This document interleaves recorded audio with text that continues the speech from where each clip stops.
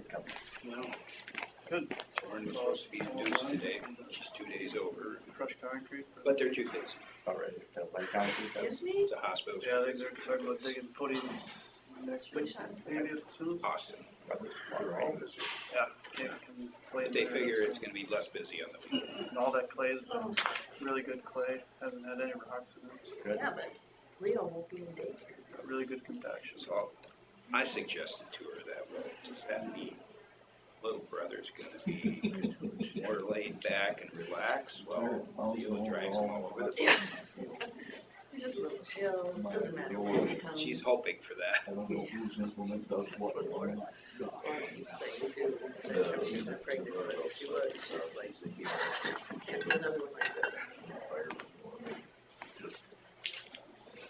Yes, Leo's 9-0 all the time. Trying to bounce over that for long direction, trying to get it straightened out, but it's still, still gives it. Took me probably 3 times longer than that. It should. 7 years, I got done with that last night, like you guys. You know, this morning, I said, around like, just all that. So they do this, it's flooded and muddy, I'm done. I didn't do anything that means to go on much of it, so I'm closing yesterday. I just skipped that deal.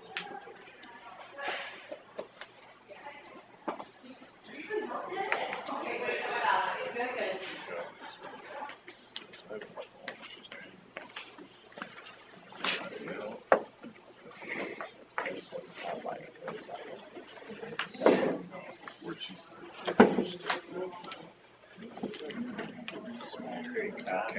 That's cool. That's all right. Have an envelope that'll work. You just make a copy of the agenda. Oh, yeah. Hey, Bill, you want to please make a copy of the agenda and we each have one? Did you have one? Oh, that works. I mean, Copy.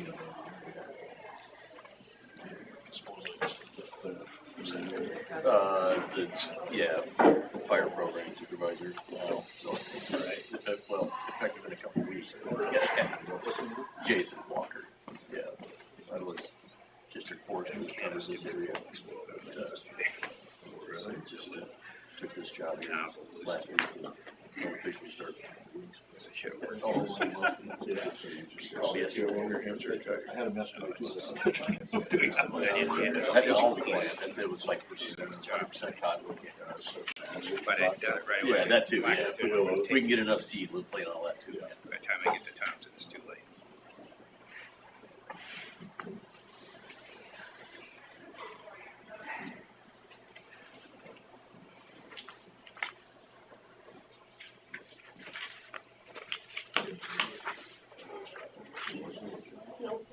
Yeah, I worked in the Minnesota DNR for 6 years before I've been here 15. He get work in Twin Cities, we had a lot of opportunity for it, so big differences, there's a lot of water available, which is helpful. A little difference we can start with the budget. it's not. But they just kind of-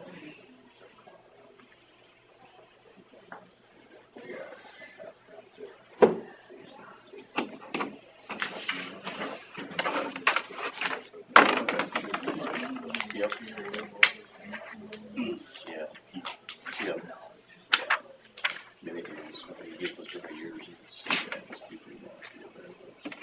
A lot of times it can just pump water out the way it used to. My favorite peat thing in Minnesota is that they tried to drain that peat mill north of it. Yeah. If you just get on Google Earth, Yeah. now you can do it in the half the state level. You can see the ditches. Yep. Somebody spent Yep. a good part of their life. Just, Yep. my God, We're gonna do this. never. Nope. I've driven through there a number of times. It's pretty comical.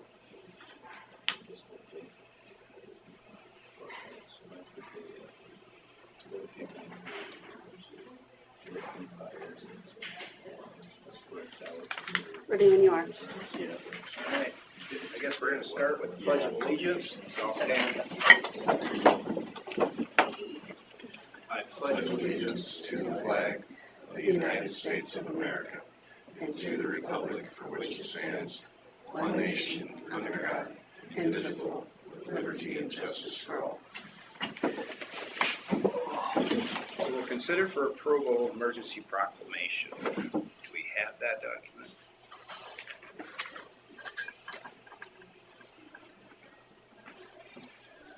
So this reads as such: Winnebago County Disaster Declaration, October 25th, 2024, due to an ongoing wildland fire which began on October 16th, 2024, and is continuing, causing damage to private property, disruption of utility service, and endangerment of health and safety of the citizens of Winnebago County, Iowa, within the disaster area.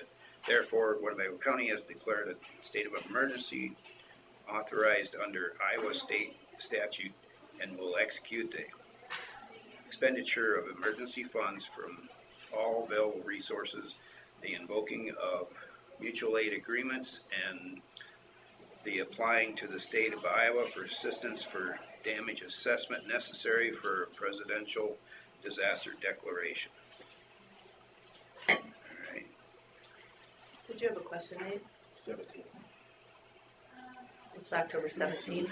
Okay. I thought it started on Wednesday. Thursday. Bricks, notification 200-308 Fort City, 1:49:52 p.m. 2024-10/17.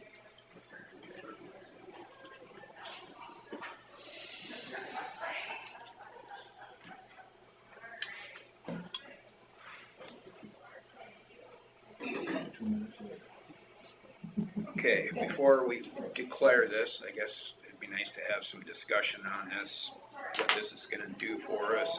It indicates here applying for state of Iowa assistance. If needed, I've talked to Iowa Homeland Security. It's not required to declare an emergency. What it does is it does talk about the seriousness of it. Obviously, Des Moines is quite aware of what's going on up here, from Homeland Security to the governor's office, the DNR. When I talked to Homeland, they said we're not required to. However, as we move forward into this, if we're going to request FMAP funding, then this might show that the seriousness of it, at least to our county. This is, talking to the duty officer down there, this is kind of something that they're all throwing their hands up. That's not something that they really have any experience dealing with, is a large ongoing peat fire. So it's not required, but it's just the standard verbiage that we use. Again, that's literally a template, fill in the blank, that the state of Iowa has provided. So, will this also, I don't know if this is where we talk about it, but you know, the problem we're having with UTVs out in that area out there, is that something that would have some teeth in it if Well, trespassing on that? It gives you emergency power. As a board of supervisors, it does open you up for some emergency powers. I'm not 100% sure about what that could do. I have briefed the sheriff's office that if they could spend more time out in that area, because first of all, it's private property. You know, they have no right to be on that. Second of all, as the fire department has talked about, as these folks venture onto private property, they might step in a hole that could be 500 degrees. Now, how are we gonna, I mean, Grant, hopefully we can get them out of there quickly, but the reality is those people trespassing could end up being victims of their own, stupidity. Okay. Kelsey might be able to tell you better about some emergency powers. I mean, there's not a lot. It's in Iowa code. Carla, is Kelsey available? We can call her.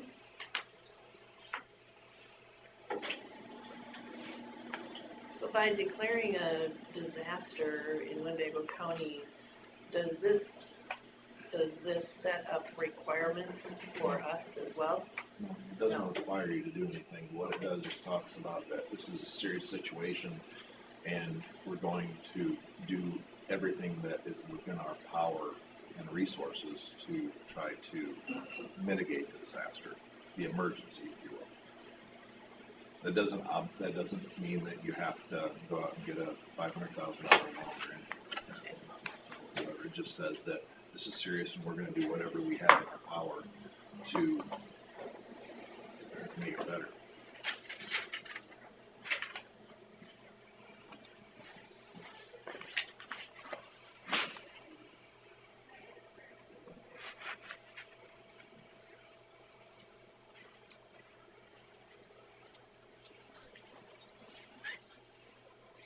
Ken, this is Terry Derby with the Supervisors. Is Kelsey available?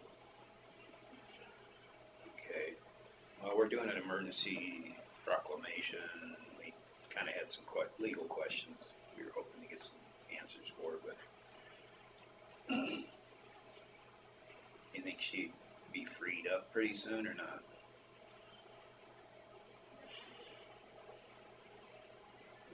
Okay. Well, until we're done, I guess. Okay. Thank you. She's in a meeting, so she was gonna email her and try and get her attention. I guess that's probably something I'd have to do a little research on it. Well, regardless, we probably need to do the the proclamation.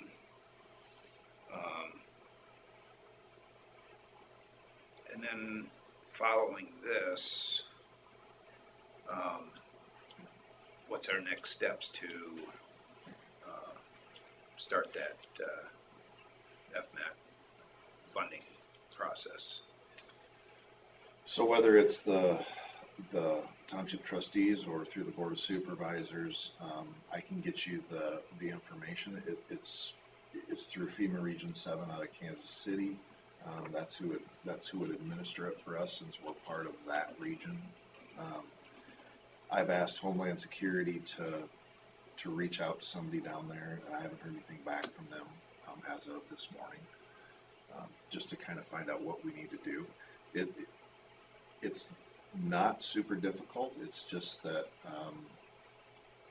you have certain things that right now we haven't met the threshold at $293,514 or whatever it is, to be able to say that we qualify.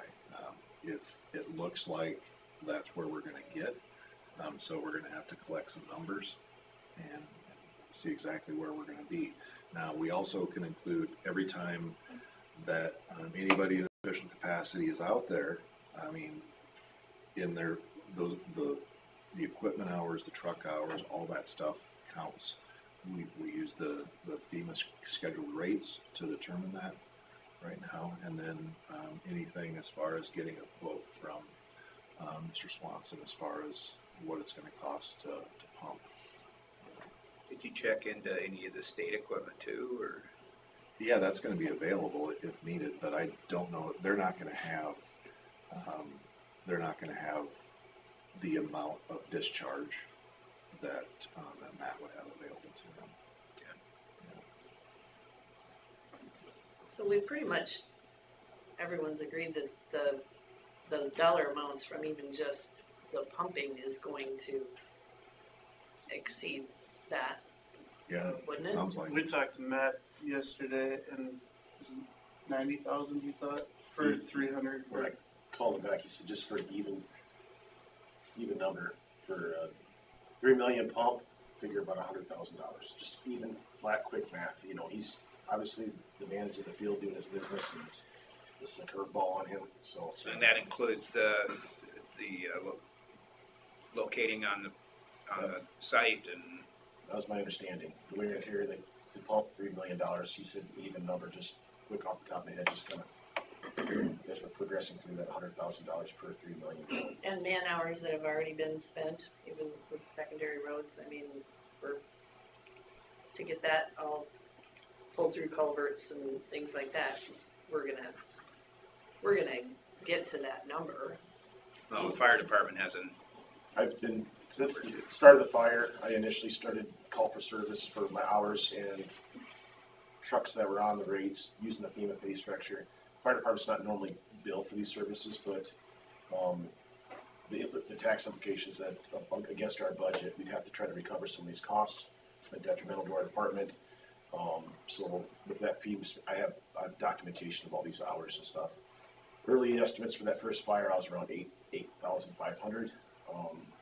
That was off of FEMA pay structure. I didn't even know about this. You know, that should be pretty warranted, if you will, the rates. That was the initial response. That was in the initial day or two response. Okay, but you've been out there many times since. I'm throwing a dart at the board right now because I haven't had time. We've been on scene so much. I think we could be pushing over $25,000 to $28,000. So the question I have is, if we're all set up and the water is available, instead of doing just the 3 million, can we do 5 million or 6 million just to make sure it's flooded?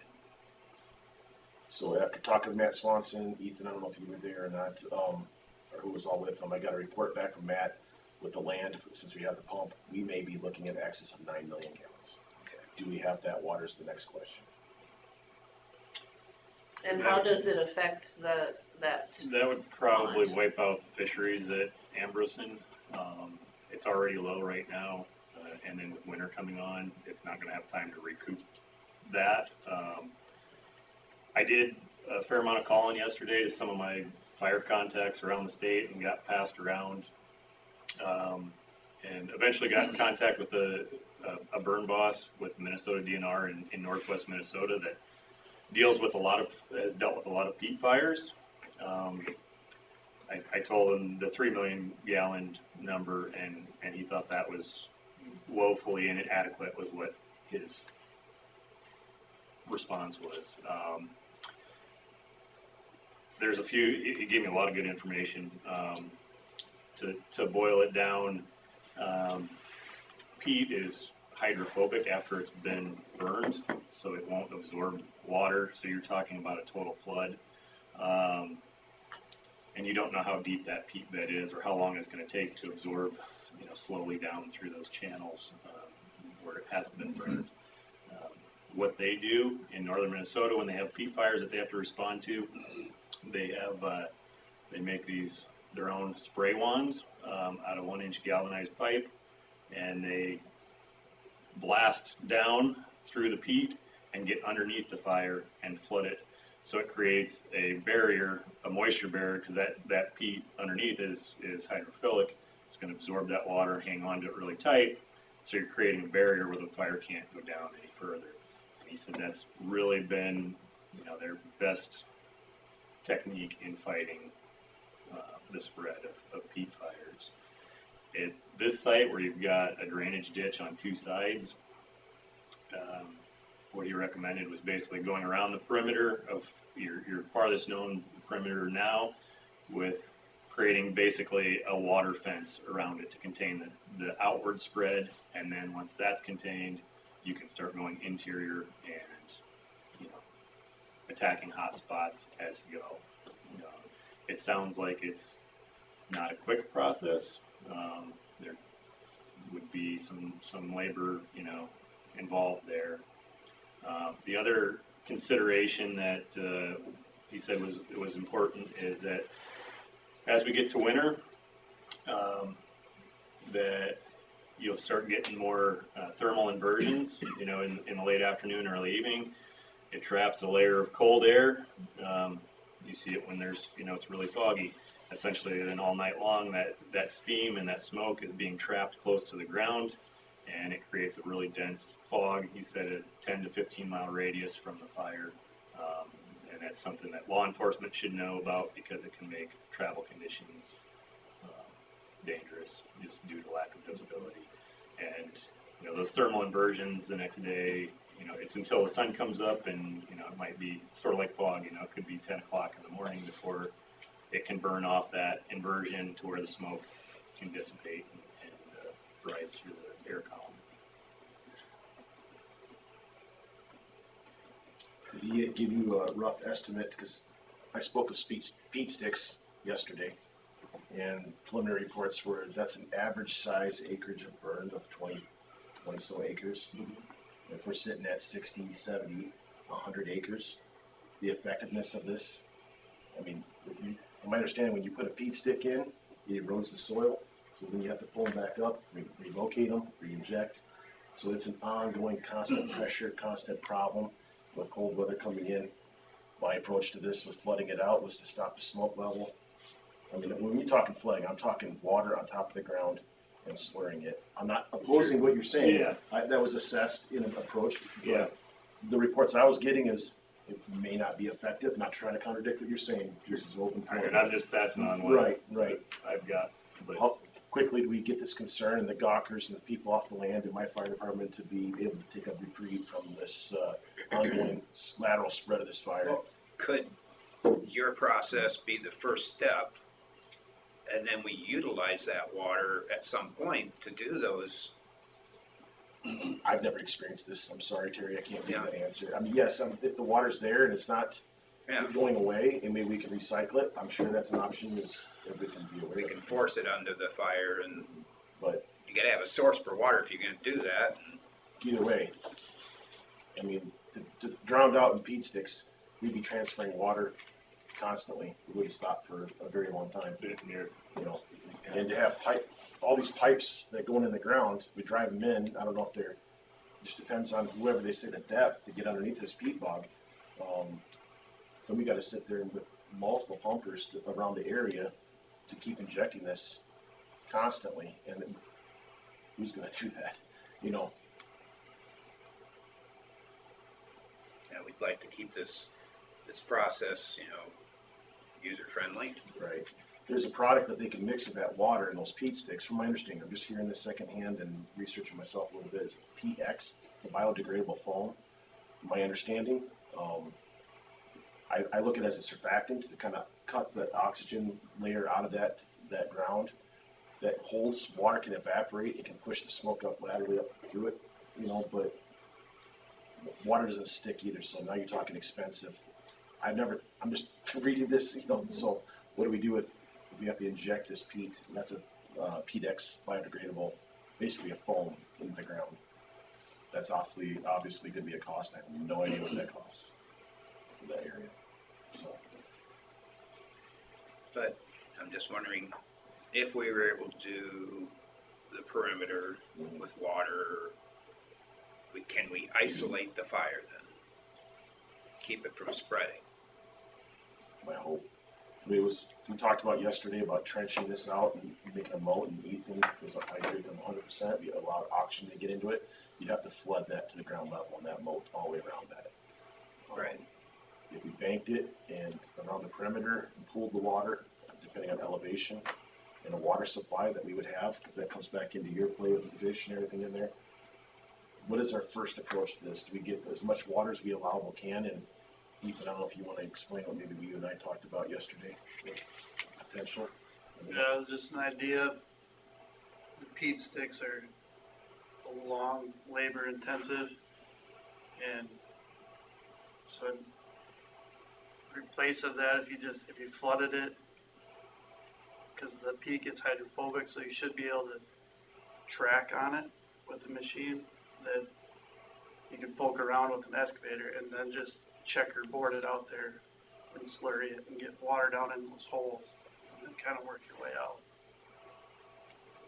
Don't know if it'll work or not, it's an idea. If we could only get 3 million, how do I spread that 3 million over that acreage? You know what I'm saying? Can you work it out with a bucket in front of you, allow that water to come behind it and just kind of wiping it and mixing it?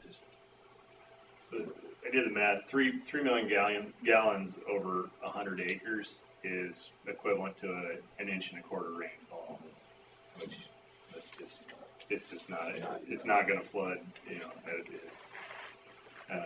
I think the flooding is, if we had the water source, but So is there any possibility of pulling water from the wetlands that are close by there? Because there are several ponds close by there. And they're federal though. But is there any possibility of pulling water from them? They don't have fish in them, they're just basically wildlife as far as. They're very low from my understanding, they're just a marsh, and there's not much there. They're big, they're pretty big though, because it's a whole string of them. It's gonna be you'll have to get a federal proclamation to pull out of that because they're federal lands. So is that a possibility? It's not gonna be a quick possibility. Because they're close. So Fish and Wildlife would have to file for that. Department of Interior will have to okay that. So now you go to Washington DC and we don't know how fast they work. With an emergency, does that make a difference? All depends on who you get involved. Donald Trump? I don't It's know. an election year, you never know. There's water, there's water over there. And there are several of those ponds, sequence across there. And they would be within probably anywhere from 1 mile to 2 miles. I did talk with Scott Grummer, the fisheries biologist at Clear Lake, and then Trent Lambert with the DNR, who's involved with the kind of a liaison for water permitting. And he said that if you can pump up to 25,000 gallons a day out of the river or out of a water source. Anything more than that requires a permit through the state geologist's office, which sounded like it was feasible, but whoever's doing the pumping is the one who needs to file that paperwork and get that permit process started. And I don't know, with being a drought year, with how low the river is and how low the water table is, they may have their own opinion on things, I guess. If you pump out of the Winnebago, you're gonna need an Army Corps of Engineers permit also. You might be able to pump out of those Fish and Wildlife wetlands, they're aware of it, but we'd have to figure out if there was enough water in there to make it worth the trouble. I wouldn't say that's an impossibility, but it just seems like with how dry it is over there, there's not a lot of surface water to be had. Those levels haven't changed a lot through the summer. Right, but if it's, say it's a foot deep, it's not that much water, really. Even if it's 10 acres of surface water, if it's a foot deep, it's not gonna make any difference out there. That's the problem. You need an enormous amount of water.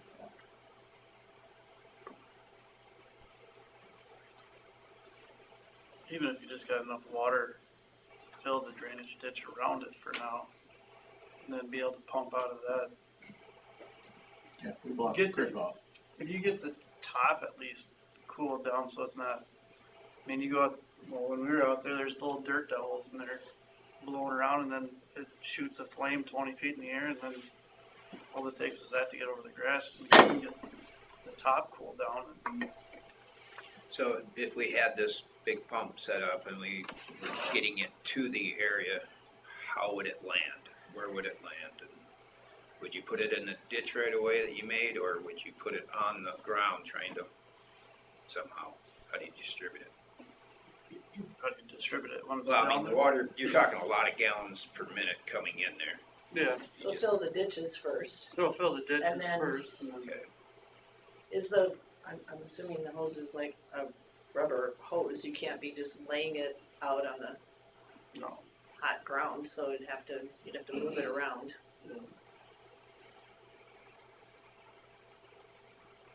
You also have to remember that when you start putting water in this, the peat's been on fire for a total of 8 days now. You're gonna get, it's gonna create a pond. It's gonna slough. So basically what you're looking at on the surface right now is ash. That ash has nowhere to go because it's in a pocket. So when you start putting water on it, that top surface area and what is burned underneath it is gonna slough off. And you're gonna create a natural pond, depending on how deep it is. But you may get 1 or 2 foot of elevation drop by putting water on it. That's gonna retain the water in there. So that's why the peat pits are so dangerous, is that you don't know what's burned out underneath it. So if somebody go across it with a ranger, walking on it, anything like that. I've been on fires where firefighters have been burned up to their waist out working a pea fire. I mean, so you're gonna get a natural basin that's gonna slough off once you start putting water into it.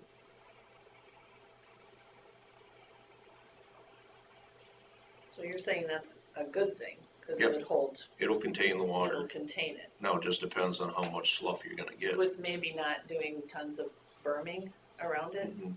Yeah. It's, when you're dealing with a peat fire, anything over 20 acres becomes problematic.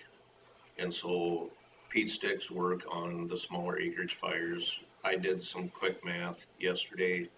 If you were to peat stick the whole perimeter of that fire, you're gonna have to have at least 4 pumpers that are gonna be continually pumping water into those peat sticks 24 hours a day until you get a saturation level in there. Now, if you mix peat X in with it, peat X, the foam, you're basically, at a 1% solution, you're basically extending your water 1 to 4. So you're pumping 1 gallon, you're getting 4 out of it because of the retention that it makes with the water. So 1 gallon of water turns into 4 gallons of water. Technically, scientifically, it does because of the surfactant science that goes behind the foam. But you're gonna have to continually move those peat sticks because you're gonna blow out what's underneath it. And so if you're taking 4 4-stage trucks, hooking them up to pumps and pumping them, it's unattainable because you're gonna have fuel, you're gonna have manpower to man those pumps, the whole works. So public safety, the smoke complaints that are coming off the fire, your most reasonable and quick way to do it is to flood the area.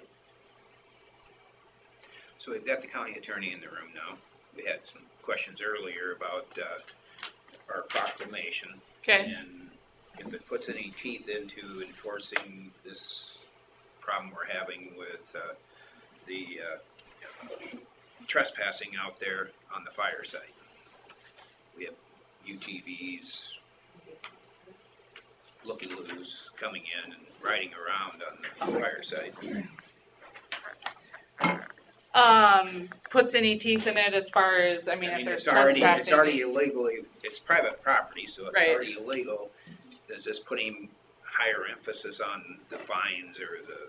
It would not affect the fines or anything that I'm aware of. I could specifically look into that. I've never been asked that question, but my It's guess a is different category if doesn't. it's an emergency situation. right, and that's what I'll look into.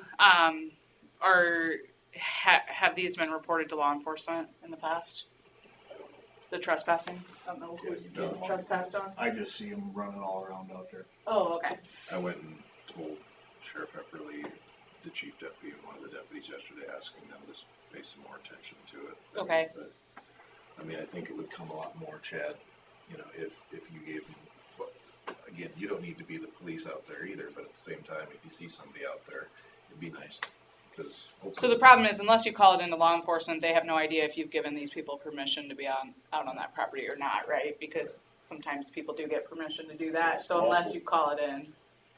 Just hear me out, it's multiple people's properties, Okay, and it's a fire scene, so it's not an incident fire command, I mean, it's not an active attack fire, it's now a fire project, so I still Okay. have command of it, I'm not Okay. out there all the time. Usually on a fire scene, we stay until the investigation, Sure. everything's done, just do turn that over to here. insurance companies, and Mhm. I can't hold control for a month on a call like this, you know, where does this get turned over and released, so I do have, through my fire department, from my understanding, legal action to enforce that, but, yeah. I'm not out there, you know what I'm saying? So Right. did the landowner over here say, okay, let's go out and look at this, you know, did someone get hurt? It's a safety concern. Gotcha.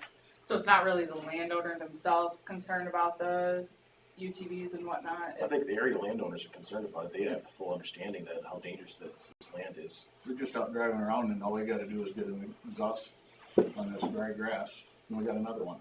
Oh, sure. This morning when I was out there, there's 2 pickups sitting out there on the neighbors.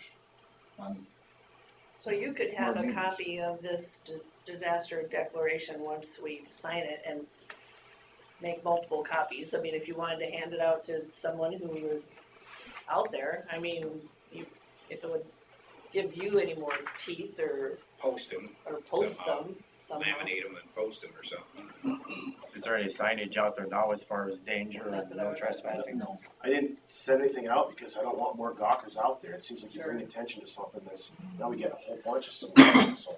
So part of the problem with that though, just with the like trespass statute is I mean, it would be a lot clearer if there was something posted out there saying, do not enter this property. By order of police or fire or something. Yeah, just do that whatever. process. Or Frank, I mean, landowners can do that too, right? Well, Obviously. you can It's control- posted all around the outside for their hunting areas. but Okay, They don't care. yeah. So like I said, unless and until that's called into law enforcement, law enforcement's not gonna be able to patrol it 24 hours, just like you Yeah. can't, Nate. So if you see anybody out there, call it in and then they can file a trespass charge pretty easy. That's- I That just should be had it. a deputy sit out there from like 5 to 10 PM. If they did I that for a don't- night or two, I don't we- think they'd come out. We don't and- have the resources for I that, know, unfortunately. I know. I wish But I'm we just did, saying, but- if somebody was there just for a night or two, I bet it would cut down on a lot. I mean, you can certainly talk to, and I know Deputy Plath is out here, and I don't know if we wanna bring him in. He's gonna yell at me now for Maybe calling just out, swing but by 2 or 3 times a Leave 'em in. night. They are, I'm pretty sure that they're. Maybe even calling, just getting on the radio station or something like that. Not to put you on To the spot, hear from Plath. you how the answer is. We're just talking about, so they're saying on this area where the fire is, they're getting a lot of like AT or UTVs and stuff out, driving around out there that shouldn't be on there. If they call it in, we'll do No, it. so that, and that's what we're talking about, and that's what I said they need to do. So I don't know if you could let the other guys know though to maybe pay special attention. We've to- already got an email. Okay, you have from that, okay. So they can pay more attention to that. Like I said, resources are not gonna allow them to sit out there for hours, but patrolling it more often could certainly help. But then, again, anybody who sees anybody out there, you can call it in and then they'll obviously respond. Is there one point of entry they've been using more than others? Oh, no, they don't matter. They come in everywhere. I didn't know if from the east was easier for them. No, there's driveways everywhere around there. You close the gates, they're open a couple hours later. Problem is, I don't wanna padlock them, because we get called for an event, and that slows our response, and that fire's advancing so much faster. Sure. But signage basically saying that it's a fire scene, no That might trespassing by the sheriff's I department, mean, might tip off them, because otherwise it's 24 hours a day. We could throw some tape up, but It already blows away. No, it- yeah. You know, yeah. if people drive through it, Yep, and, they don't care. I mean, But landowners have a right to put up cameras, and if we have camera footage, I know our county attorney surely loves that footage. We can do a lot We with can that. charge But after here's the the point, fact. if we can get this smoke down and we get the hot topic lowered, the less that we're gonna have to discuss this factor right now. Can the county use the barricades, barricade the driveways off around the fire scene? even a Yeah, it's barricade just on the one road. more obstacle for Nate to learn. Barricade's a lot easier to get through than a padlock, so. If you had signage on a barricade on the road that accesses that area, that would tip, I mean, I know the guys that come in our property, you can't stop, but you will stop a large percentage, because there are people who have some integrity. I'm and not will thinking say, we're "I having don't like belong in there." 20 people out there at night, I don't know, but I'm not out there, Shane, you do that. The 6 or 8 was the biggest group I seen one night, so. Okay, so that's quite a few. Well, eventually, again, they're gonna venture out there too far into that heat bog where it's already burned, and they're gonna, I mean, it's nothing but, it's just powder, and so they're gonna step down into a hot spot, and then now we have to get an ambulance out there, and how are we gonna get them out of there? It's gonna become everybody's problem. Sure. There's not a perfect solution. You guys got an old cop car? Just park it up on the hill so they We think do. someone's there. I am Now not you're a boss. talking. I will not make that decision. Can you pass it back to your boss? I will, I'll gladly make a phone call. Put a It- solar light in Dress the, up a mannequin. We could probably leave a run and leave lights on and, Yeah, just Little what police officer scarecrow in there or something? yeah. It Works out at Sturgis. We We, have 24 hours until the wind shifts again. I mean, it's gonna go down throughout the day today. And then, about noon tomorrow, it's gonna be blowing out of the south again, which always creates, and then as the wind goes up through Saturday, and then into Sunday, it's gonna be in the teens again. I think the sooner that we can start getting some water on it, just to try to, the hope is to get rid of this immediate problem. I don't think you're gonna get it deep enough to extinguish the entire fire. so how quickly could Mr. Swanson set that up and make it happen? Within days? he's on his way up. Nice. And then, but we You would Still start wanna setting do a up berm, within an yeah, hour. a trench and berm around the outside, right? We have a dozer that got dropped off this morning. He would need the DNR permit, depending on where he's pulling water from, before they start pumping. So I think, the way I understand it, if he's the one pumping, he'd be the one to file the permit with DNR. I've got contact numbers for that agency or that office. I would hope they would respond quickly. How much water are you gonna allow them to take out of there before it's gonna be a concern? I mean, as far as, the Ambrose pits, I mean, the more it goes, there's 35 acres roughly of surface water back there, and they're all connected through, I mean, they're gravel pits, so you take it out of one, they just equalize. That 3 million gallons is gonna drop at about 6 inches, which I think that can probably, system can withstand it hopefully without too much detriment. But I also don't think 3 million is gonna do much. And That's so why then I 3 was million becomes 6 million, becomes 9 million, and then we're, I don't think there's enough water there to flood that area to do what really needs to be done to put it out. I'm totally brainstorming here as you're saying that. There's no way that we can extend a line off of a hydrant from Leland and start supplementing something. Now, it's not gonna keep up with it, but longevity wise, if we were to be filling those pits to equalize, if you think of the soil conditions, will allow that to equalize in between.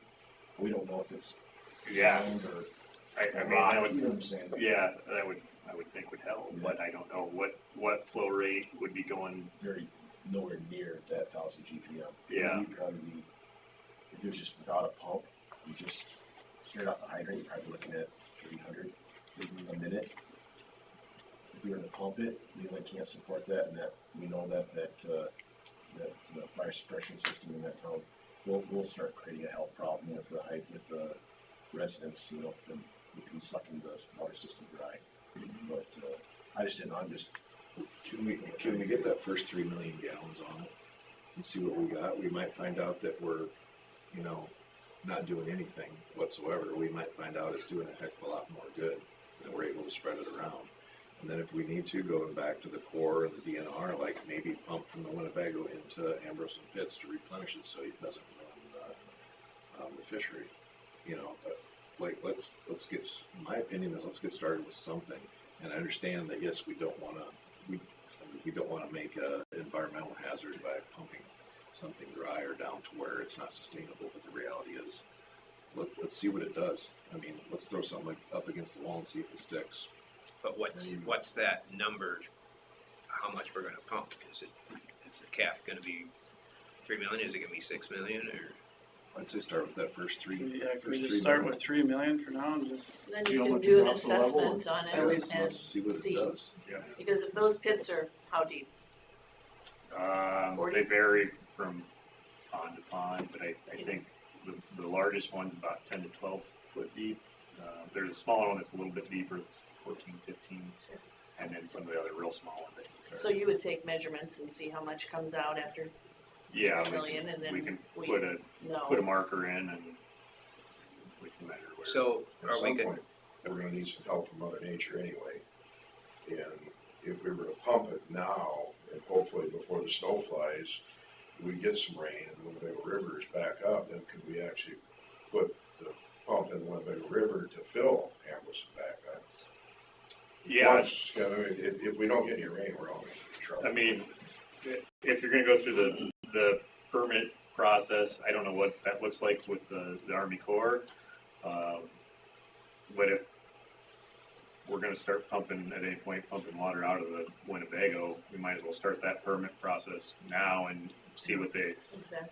because that would be less stress overall on all of the systems, But you could start with the 3 million out of Amberson and then start that other permitting process. And Yeah, if that takes a while, Yeah, I don't know what, Probably would. I have no clue on either the DNR or the So Army Corps on how long that's gonna take. on the Army Corps, if you're pumping directly out of a federal regulated water body, which the Winnebago River will, the permit is not a fast permit because they're gonna come up, they're gonna do an impact study. They're gonna do a fishery study, and then they'll go back and they'll put it together on what is the impact of pushing that water either into Ambrosen or to the fire. So you could be looking at, ultimately, you could be looking at 3 to 4 weeks. So, And a big expense. mhm. I mean, If we can start pumping on Amberson now and then get the processing done to put it back in, or I mean, the Winnebago, and then back in the ponds later. I mean, it'll take some time to get that permitting done, but, you know, we could at least start with where we're at now and see what we can do. And then, once we get the permitting, hopefully we get some rain, so the river goes up, so there isn't as big an impact, and then we can start pumping it back into the ponds. Another thing with the fisheries, if we do get a low water level in the Ambrosen pits, it would be a lot less expensive to restock than it would be to try to keep moving pumps around and try to get a little water here and a little water there. And if we have enough of a mild winter, it may not be a problem this year. Yeah, the winter will dictate if it's a hard winter and we get 2 feet of ice, that could, you know, end up in a total fish, near total fish kill anyway. I would say in the short term, you know, taking some water out of there, but if we would be able to pump water back in before it freezes, I think it would be pretty minimal stress on that system, but that would be the key. Is Would aeration help that? it does have an aerator in there. What Scott Grummer told me is those aerators in the wintertime, when you have 2 foot ice, do very minimal. It's not it's kind of an insurance policy. It works in the margins when it's pretty bad, but not real bad, as far as ice thickness and depletion of dissolved oxygen. And snow cover makes a big difference too. Yep. If we get the heavy snow that they're predicting, may not have thick ice. But you have the shading. The snow is late, and a lot thinner ice, the snow cover. so it sounds to me like if we can just get the more law enforcement presence, or as much as we can do, give the landowners some backing, some teeth to keep people out of there and safe, and then start this process of moving water and berming. We gotta start somewhere. We're planning on going out tomorrow. If I disclosed that yesterday in our meeting, on my incident briefing, we have a drone thermal imager. I think I got a pilot lined up. I'm gonna start flying that. I'm gonna try to put some way markers out there. We'll still see the heat signatures, and we can flag it, and we'll fly it again afterwards to see how the effectiveness is. Fortunately, you can't really see on the ground. It could be burning 4 foot, so just, we're doing everything we can.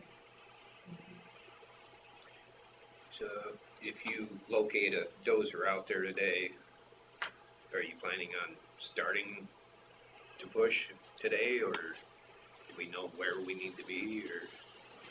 Say we need to start diking it up, so that's Or ready. just the dike in the ditch? So will you close those the ditches so you can fill them, is what you're saying? Okay. We're gonna dike 2 places so you can basically make a pond in the ditch. For now, yeah. That makes the most sense. And then you have one upstream that we can take out, say if we do get a couple inches of rain, then you can let it come down in, but So that way you're gonna not back. block Bear Creek, where you were talking about getting water from as well, south of there, right? Bear Creek is pretty low until you get down to south of Highway 9 where the beaver dams have raised it. But it through might ours, be it's for the pretty low. future, it might be our, For the might be future, our yeah. second punch Yep. if we needed to be. If we get some rain, So the only dirt work you're doing is blocking the ditches up? Or are you gonna dike out into stuff, or? Or is it just ditch plugs, basically? Ditch plugs, basically, for Okay. now, I think, unless out there and figure out a better game plan, if we need to Let- put a let- berm somewhere else, but. You're hoping to flood some of the peat that's been burnt and that, and it'll probably just pool and. You'll see where the pools are and then possibly you need to do some more dirt moving. It's kind of a guessing game to figure out until you get water going and then be like, okay, now this is working or this isn't working. Sure. So when you get the hose out there, can you split it so it can go in two places or does it just go in one spot? You can manipulate the water path. Yeah. You know, if you want to go into the ditch, I'm sure you can get an excavator, and I can't speak, I'm not an operator, Ethan, but you want to hold the water in the ditch, just berm it where you need to hold it. I'm sorry, if you want to go in the field, you just berm it up, get it on the field. If you need to get some in the ditch, you just have to go over there and start breaking it over, allow it to flow into there. So how's the water getting from the ditch onto the, We have a 6-inch pump okay. that can pump out of the ditch and pump into there. Does he bring a lagoon pump up with shove in the ditch? Yeah. Lagoon. And then the other question is, do you know how far back the peat goes, away from the, on there's two sides of the ditch, but, kind of that perimeter on the other side. To the east, Yeah, I haven't, we drove by, so I haven't been right up next to it, so I don't have a real good picture of where that's. so the north side's protected by So the blue Chad's marking Hill. is the fire ground. This is your peat signature throughout there on the LiDAR. Now you expand it out to 6 miles away from the fire. This is your peat right there. So this is your fire ground right here, and you have, So there's a, long story short, there's a lot, you'd have to go a long ways before you got into ground that wasn't peat. So if you're gonna berm it up at all, you're gonna have to bring dirt in, because if you just push peat on top of peat, one, you're disturbing that soil as you're interjecting more oxygen into the system, and it's not gonna probably hold. so I did some quick math here. If you wanted to, so I talked to Team 3 again, the soil biologists on Team 3 out of the Region 9 GAC yesterday. It's 1.5 feet of water per surface acre area is what they want. And so, that's what their formula, what they have for their formula. So he did the math yesterday at 13 feet deep, which is just a rough point of what we're gonna have. So you're gonna have, roughly 3.6 to 3.9 million gallons to pump on that to get it down into that 13, or saturation to that 13 feet. Now, if you add PDEX into it, I just did quick math here, 164 gallons will treat that 3 million. So if you throw PDEX in with it, now you've expanded your water by 40%. So is that just is it an injector that injects it into the We were line? trying to figure out what the best way to do it with a manure pump is, and what we've, I guess what I would look at is, we have cone inductors that are on sprayer trailers. You just get 100 or 150 gallon cone inductor, wherever he's running his hose to put onto the peat, just set that right over the hose and just crack it and just let it drip into it, because it's very little. It's very little. It's less than 1% you need in order to be effective with Class A foam. I'm not real experienced with the PX other than what I've researched. So, if you can put a cone inductor over the top of the hose and just turn it onto a drip, get some surfactant into it. So, I don't know what the lead time on PDEX is, but it's, if you're getting 164 gallons of it, put it on a slow drip over the top of the hose, now you're cutting your water usage rate by 40%. So it's, I'm not a very good mathematician, but the gentleman up on the Region 9 GAC, with his quick math, that's what he was figuring. And then you add the bowl effect in of actually caving the ground in when you start to put water on it. Now you got something to work with. But it's that initial phase of firing up, seeing what actually happens once you get it rolling. Well, even if we Available did, is that phone? It comes out of Canada, and I don't think you'd have a problem getting it. It's just a matter of what the lead time to get it out of their warehouse down here. but we could add that in any phase of it, so the process could start and then you could still use the injection. Anytime. In anytime. Anytime during the pumping phase. I don't know how you get it in there once you have the water established, because you need that mixing action. But we need it right away then, because if Matt only plans on needing about a day. No, but Okay, you can so still really, get, right? But if you you're can still pumping it get, out at the drainage ditch, then you just enter it If you're into that pump. recycling it. Okay, yeah, with that. yeah. I'd say get it coming. I already talked to Todd about this, but our agency's one caveat was no, I think you call it type A PFAS foam out there. Yeah. I was like, we don't have any rules except that. Yeah. Because they don't want an environmental issue out there. Yeah, because that's the Class A foam has got what they call forever chemical that's in it. So PCBs, stuff like that. It's harmful to fisheries, all that. So this product is basically a surfactant, so It- it could just, It's designed specifically for peat fires. So it's a biodegradable. Biodegradable, doesn't harm aquifers, doesn't harm wildlife, anything like that. It says the mixing rate is 1 pound to 20 gallons of water, which I don't know how that's gonna work with a 1,000 gallon a minute pump.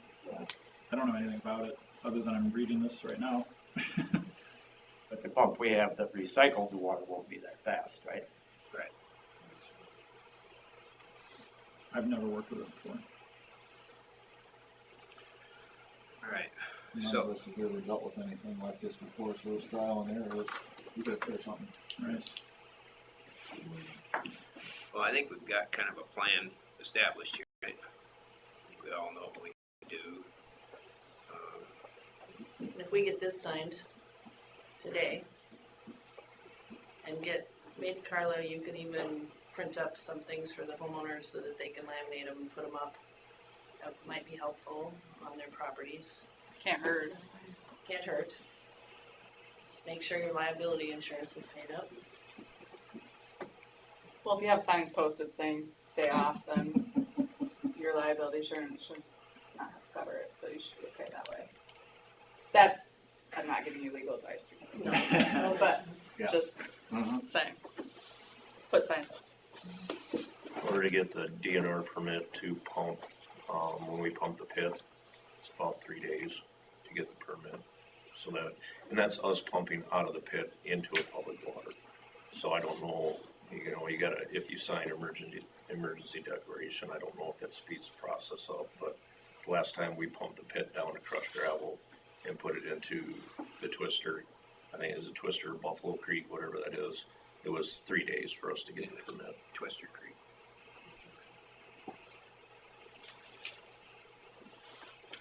But I think we could hopefully expedite this. I would think if you sign that, I don't think you're gonna have a problem. All right. Any other comments or things we should probably address before we do this?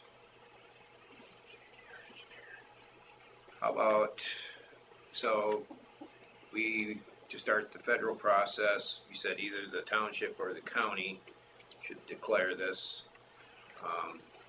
Is there any benefit to, you think, with the township coordination, or? I just think, again, I was just going off of the grant guidance. It says, the only eligible applicants are those, responsible for fire protection in the So area. are we responsible for fire protection? I thought that was more Collect township. the taxes that pay our rates, the trustees distribute that to our fire department. So we give them the money to, I'm looking at it. Yeah, I mean, I'd have to pull up the code section, Right. which I can go right now. And we can, I think that's, we can get over that. I will forward to the 3 supervisors, the grant guidance as well as all the documentation. It kind of walks you through step by step. I just hate to go through the process and find out it should have been the township. You Understand? send that to me too. Yes. Can it be?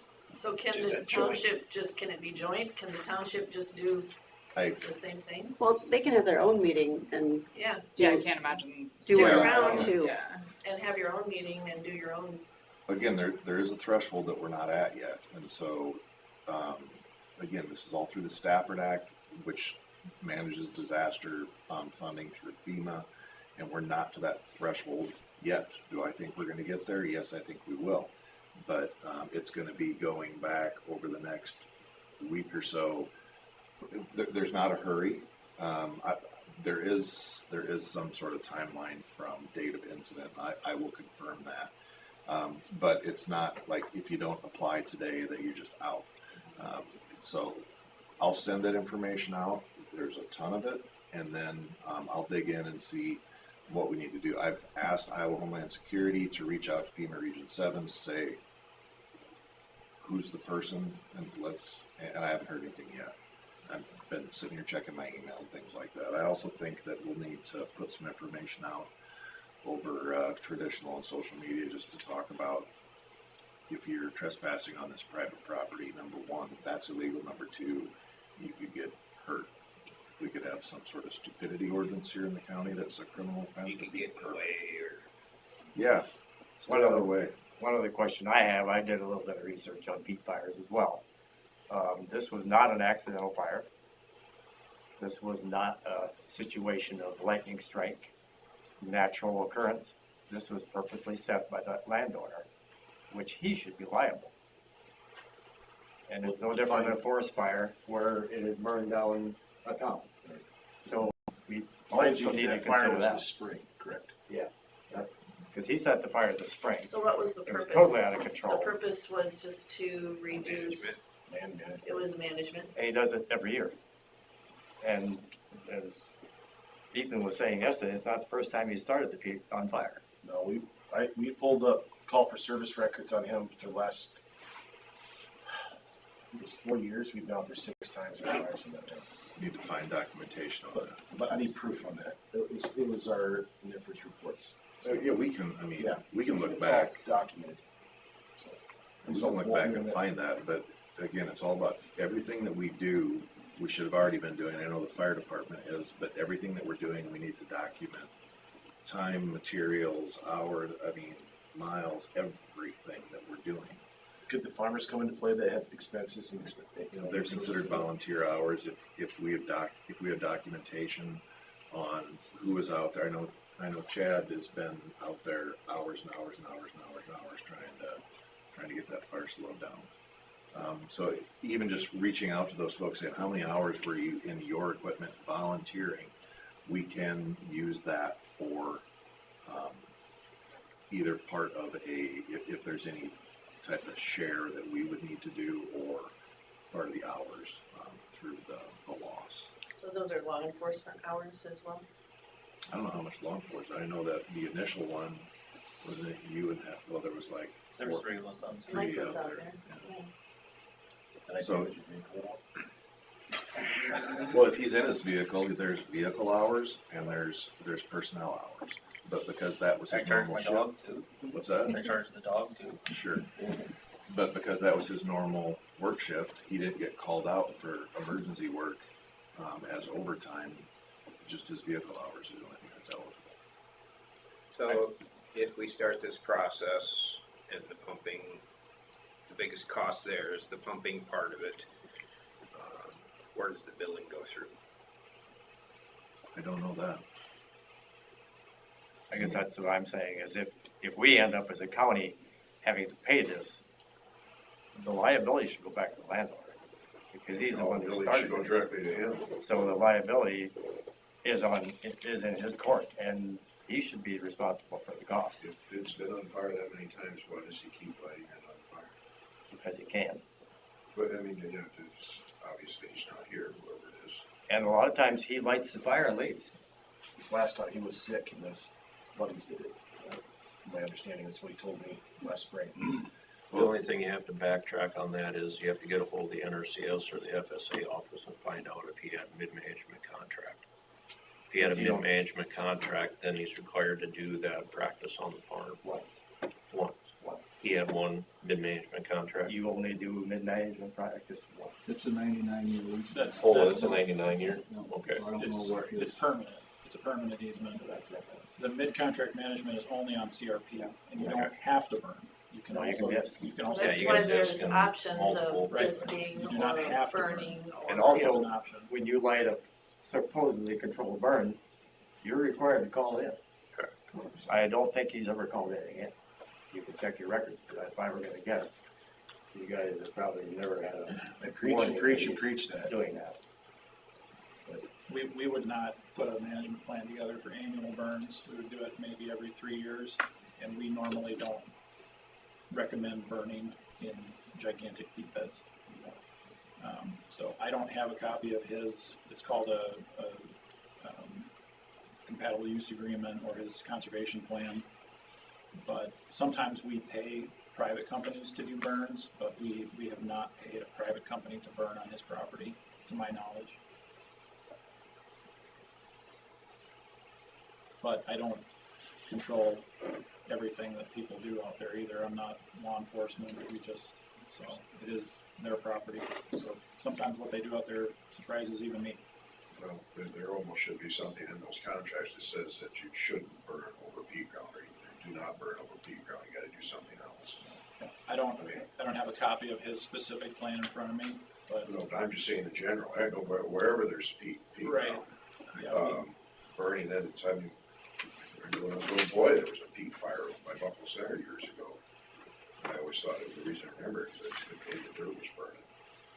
But, I mean, it just doesn't make sense to even have that in the contract on peat ground. So in an effort to move this along, do we try to bill it directly to the landowner then?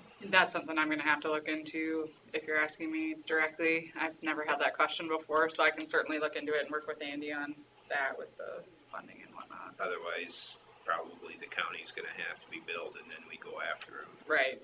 I mean, that's always an option. So yesterday, Kelsey, the landowner was there and the insurance agent, I believe, was supposed to be there, but was Okay. not, Okay. just for your But background. he indicated that he's only maybe liable for damage to Chad's tractor or something like that, but not, If it was a building or personal injury, then yes, but since it's dirt, you don't have coverage on dirt. And I don't Who think was they, his insurance company? I don't think they would cover it anyway since it was purposely lit. Well, that's probably true. so, all right.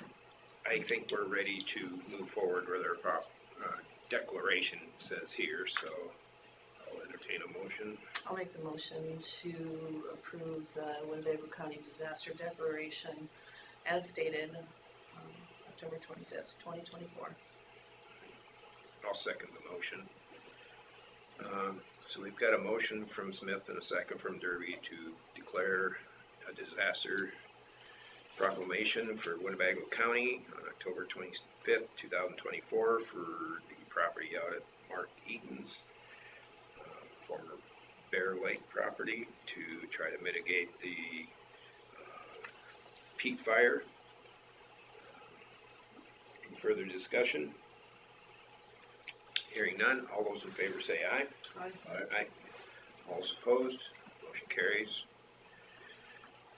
Now, on our agenda, we had consider for approval permission to burn DD5 around Old Bear Lake and Mark Eaton property. That's more of a trustee thing, which we are the trustees for that, so I guess we need a motion to burn that in 2 spots.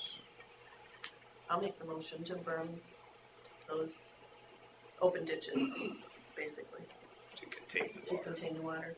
All right, on DD5. All right, I'll second it.